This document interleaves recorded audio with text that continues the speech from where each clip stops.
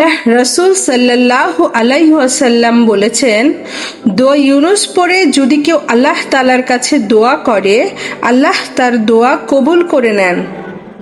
দোয়া ইউনুস ও তার অর্থ।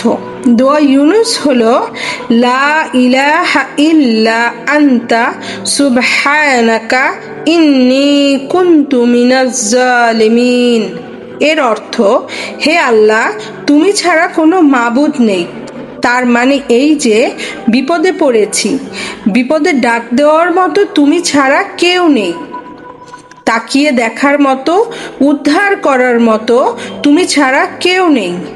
হে আল্লাহ, আমি অন্যায় করেছি, আমি জুলুম করেছি, তুমি আমাকে মাফ করে দাও।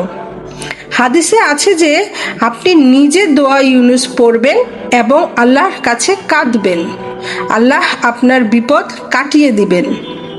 বর্তমানে দোয়া ইউনুস খতম করার যে প্রচলন, যেমন 1,00,000 বা 1,00,000 বার পড়া, তা কোনো ভিত্তি হাদিসে নেই।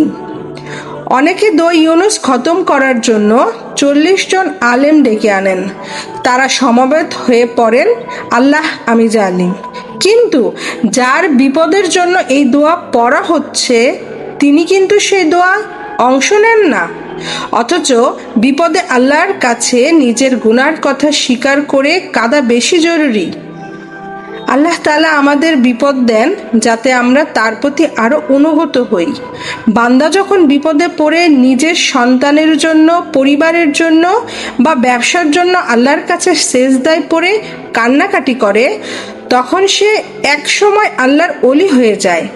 তাই বিপদ আসলে নিজের মন থেকে আল্লাহর কাছে দোয়া করা এবং সাহায্য প্রার্থনা করাই হলো দোয়া ইউনুস পড়ার মূল শিক্ষা।